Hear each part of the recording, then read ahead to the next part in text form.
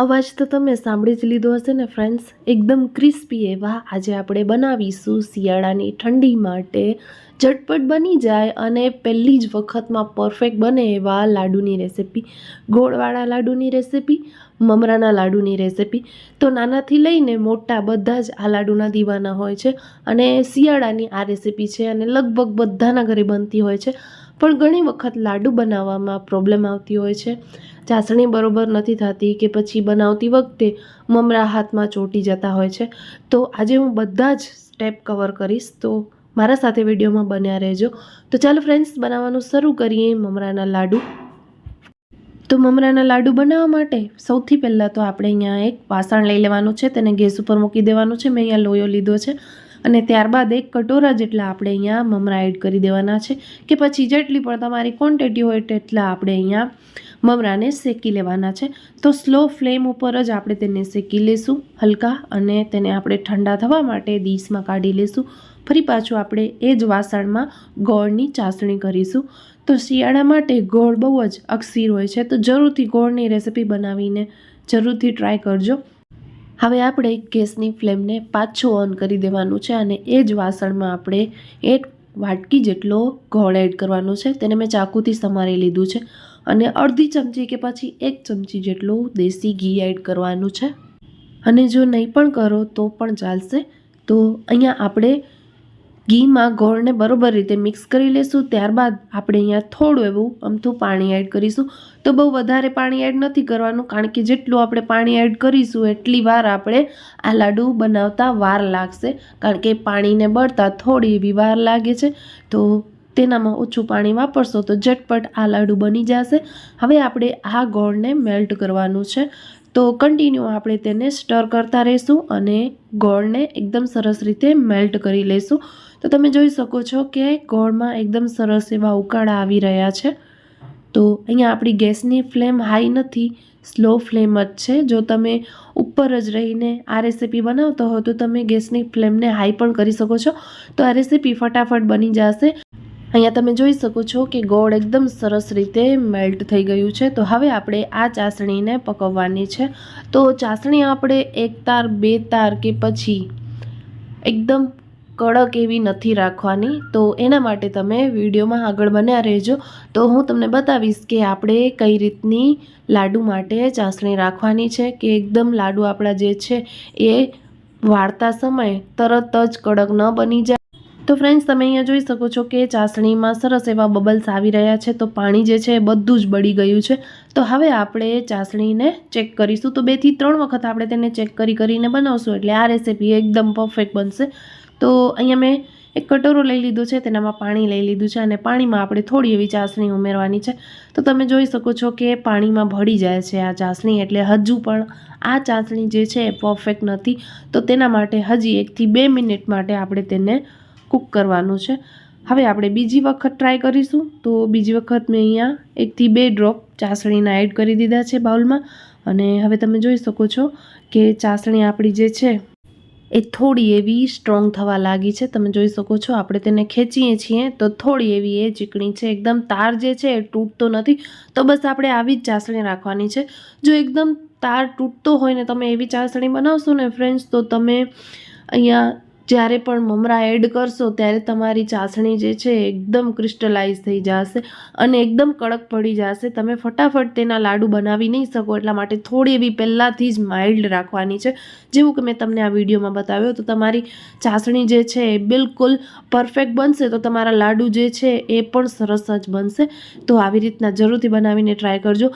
એક ડ્રોપ્સ હું તમને ફરીથી બતાવી દઉં છું. તો અહીંયા તમે જોઈ શકો છો કે તાર જે છે એ બિલકુલ તૂટતો નથી. તો બસ આપણે એવી ચાસણી નથી રાખવાની, એકદમ માઇલ્ડ રાખવાની છે. હાથથી આપણે ખેંચીએ તો થોડું ખેંચાઈ જાય એવી આપણે અહીંયા ચાસણી રેડી કરવાની છે. કલર માટે 1/4 ટીસ્પૂન જેટલી અહીંયા મેં હલ્દી એડ કરી છે. તો હલ્દી શિયાળા માટે બહુ જ અકસીર હોય છે, તો ગોળ અને હલ્દી એ બંને એવી સરસ ચીજો આપણે અહીંયા યુઝ કરી છે. આપણે ફૂડ કલર એડ નથી કર્યો. જો તમને કરવો હોય તો તમે કરી શકો છો. મેં અહીંયા હળદરનો એડ કર્યો છે, એટલે હળદર આપણા શરીર માટે અને ગળા માટે બહુ જ સારું રહેતું હોય છે. તો અહીંયા મેં હળદરનો એડ કર્યો છે કલર માટે 1/4 ટીસ્પૂન જેટલો. હવે આપણે મમરા એડ કરીને ફટાફટ આપણે તેને ચલાવી લેવાનું છે. તો આ જે સ્ટેપ છે તેને જલ્દી કરવાનું છે. અહીંયા આપણે થોડી ચાસણી માઇલ્ડ રાખી છે એટલે આપણા જે લાડુ છે, જે લાડુનું મિશ્રણ છે એ બિલકુલ સુકાશે નહીં, પણ ઠંડી છે એટલા માટે આપણે અહીંયા થોડી એવી સ્પીડ કરવાની છે. તો અહીંયા મેં બધી જ સામગ્રીને એકદમ સરસ રીતે મિક્સ કરી લીધું છે, તમે જોઈ શકો છો. હવે આપણે તેના લાડુ બનાવીશું. તો લાડુ બનાવવા માટે ઘણી વખત બહેનો એમ કહેતા હોય છે કે લાડુ બનાવતી વખતે લાડુના મમરા જે હોય છે હાથમાં ચોંટી જતા હોય છે અને લાડુ આપણા જે હોય છે એ પરફેક્ટ બનતા નથી.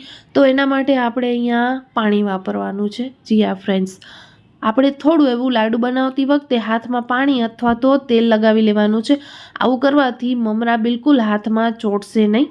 તમે જોઈ શકો છો કે એકાદો જ મમરો જે છે હાથમાં ચોંટ્યો છે. થોડું વધારે પાણી લગાવશો તો આ પ્રોબ્લેમ નહીં થાય અને તમારા લાડુ જે છે એકદમ પરફેક્ટ બનશે.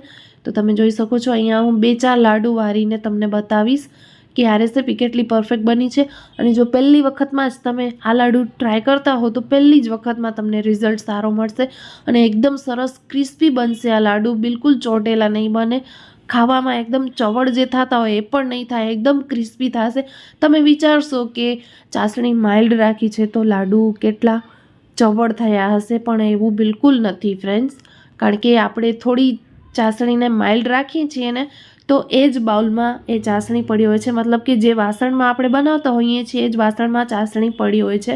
એ વાસણના તપથી ચાસણી જે છે એ થોડી વધારે કડક થતી જાય છે. એટલા માટે આપણે થોડી તેને માઇલ્ડ જ ઉતારવાની છે, એટલે આ પ્રોબ્લેમ બિલકુલ નહીં થાય, એની મારી ગેરંટી. તો અહીંયા તમે જોઈ શકો છો કે મેં ઉપરા ઉપરી 3 થી 4 લાડુ બનાવી લીધા છે અને બિલકુલ હાથમાં નથી ચોટ્યા. આ લાસ્ટ લાડુ છે. તો બસ આવી જ રીતના તમે આ રેસીપી પ્રિપેર કરો અને આપણે કેવી રીતના સ્ટોર કરીશું એવું આગળ તમને વિડીયોમાં બતાવીશ. તો ચાલો ફ્રેન્ડ્સ, આ લાડુને આપણે સર્વ કરીએ. તો ફ્રેન્ડ્સ, રેડી છે આપણા શિયાળાની ઠંડી માટે નાના બાળકો માંગીને ખાય તેવી રેસીપી, મમરાના લાડુની રેસીપી. આપણે તેને સર્વ કરી દઈશું. વિડીયો કેવો લાગ્યો છે મને કમેન્ટમાં જરૂરથી જણાવજો અને તમે પણ ટ્રાય કરો તો મને જરૂરથી કમેન્ટ કરજો કે તમારી રેસીપી કેવી બની છે અને ફર્સ્ટ ટાઈમમાં જ પરફેક્ટ બની છે કે નહીં એ જરૂરથી જણાવજો. વિડીયો ગમે તો લાઇક, શેર, ચેનલને સબસ્ક્રાઈબ કરવાનું બિલકુલ ના ભૂલતા આવી જ નવી રેસીપીઝ માટે. સોરી, આજે થોડું મારું વોઇસ ખરાબ થઈ ગયું છે શરદીના લીધે, પણ મેં અહીંયા બધા જ સ્ટેપ કવર કર્યા છે. તો તમે પણ આ રીતના જ બનાવીને જરૂરથી ટ્રાય કરો ફ્રેન્ડ્સ. પહેલી જ વખતમાં એકદમ સરસ એવા લાડુ બનીને રેડી થઈ જશે. તો અહીંયા આપણે હવે આ લાડુને સ્ટોર કેવી રીતના કરવાના છે તો એ પણ એક મેઇન પોઈન્ટ છે. ઘણી વખત આપણે લાડુ બનાવીને એમને તેને મૂકી દેતા હોઈએ છીએ. એરટાઇટ કન્ટેનરમાં આપણે તેને સ્ટોર નથી કરતા, એટલા માટે લાડુ જે છે એકબીજામાં ચોંટી જાય છે. તો એ વસ્તુ ના થાય એના માટે આપણે અહીંયા એક પોલિથીન બેગ લઈ લેવાની છે. એરટાઇટ હોય તો વધારે સારું અને જો ના હોય તો જબલા થેલીમાં પણ તમે સ્ટોર કરી શકો છો. આવું કરવાથી લાડુને ઝાકળ બિલકુલ અસર નથી કરતી. ઝાકળ પડવાથી ગોળ જે છે એ સડતું હોય છે અને લાડુ એકબીજામાં ચોંટી જતા હોય છે. તો આ પ્રોબ્લેમ બિલકુલ નહીં થાય જો તમે આવી રીતના લાડુને સ્ટોર કરશો. તો ફ્રેન્ડ્સ, ફરી મળીશું આપણે એક નવા વિડીયો સાથે, એક નવી રેસીપી સાથે. વિડીયો જરાય પણ ગમ્યો હોય તો સપોર્ટ જરૂરથી કરજો. ત્યાં સુધી આવજો બધા. જય શ્રી કૃષ્ણ બધાને. Thank you for watching.